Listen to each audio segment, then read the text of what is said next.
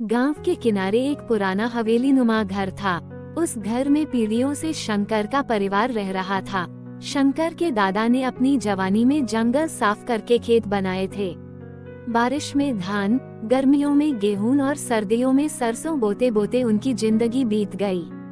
उन खेतों की मिट्टी में पसीना ही नहीं, दादा की मेहनत और आशीर्वाद भी मिला हुआ था। शंकर का पिता भी उसी परंपरा को आगे बढ़ाते हुए खेती करता रहा। गांव में लोग मानते थे जमीन ही असली दौलत है, बाकी सब दिखावा है। लेकिन शंकर का बेटा रामू इस सोच से बिल्कुल अलग था। रामू पढ़ाई के बहाने शहर जाने लगा और वहाँ की चमक दमक देखकर उसकी सोच बदल गई। ऊंची ऊंची इमारतें, चौड़ी सड़कें, गाड़ियों का शोर और बाजारों की रौनक उसे अपनी ओर खींचने लगी। गांव की मिट्टी और धान के खेत अब उसे बोझ लगने लगे। एक दिन उसने अपने पिता से कहा, बाबा, ये खेती बाड़ी में क्या रखा है? जिंदगी भर मिट्टी खोदते रहोगे और बदले में बस कुछ अनाज। शहर में मकान लोग, वहाँ हमारी इज्जत भी बढ़ेगी और सुख सुविधा भी मिलेगी। पिता ने गहरी सांस लेते हुए समझाया, बेटा, ये जमीन हमारी जड़ है, इसे मत छोड़ो। शहर की चमक सिर्फ आँखों को भाती है, पेट को नहीं भरती। अगर जमीन रहेगी तो भूखा नहीं मरोगे, लेकिन जमीन बिक गई तो हमारी पहचान भी बिक जाएगी। रामू ने उनकी एक न सुनी। उसकी आंखों पर शहर की चकाचौंध का पर्दा चढ़ चुका था। कुछ सालों में ही उसने अपने हिस्से की जमीन बेच दी और शहर जाकर एक शानदार मकान खरीद लिया। शुरुआत में सब ठीक चला। परिवार सी कमरे में सोता, बच्चों ने अंग्रेजी स्कूल में दाखिला लिया और बीवी भी खुश दिखने लगी।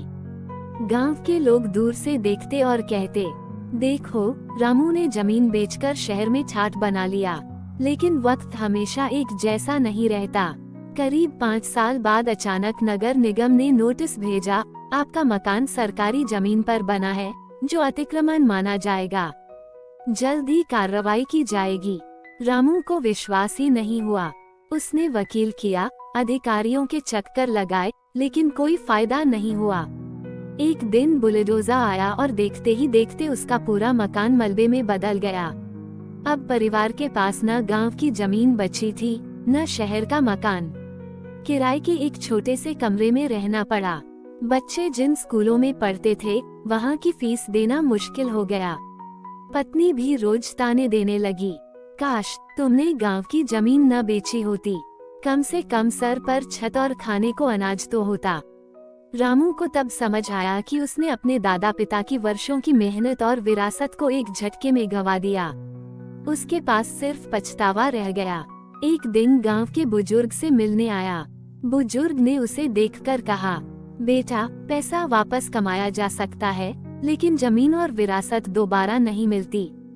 यही असली दौलत थी जिसे तुमने खो दिया। रामू चुप रहा। उसकी आंखों से आंसू बहने लगे। बाप दादा की जमीन सिर्फ मिट्टी नहीं होती, यह उनकी मेहनत, संघर्ष और आशीर्वाद होती है। शहर की चमक दमक देखकर जल्दबाजी में फैसला लेना भारी नुकसान पहुंचा सकता है। असली दौलत जमीन और मेहनत है, न कि दिखावे का सुख। बुजुर्गों की बातों को अनसुना करना भविष्य में पछतावे का कारण बनता है। डिस्क्लेमर, ये कहानी काल्पनिक है। इसका उद्देश्य केवल सामाजिक जागरूकता और सीख देना है। किसी भी व्यक्ति, स्थान या घटना से इसका सीधा संबंध मात्र संयोग होगा।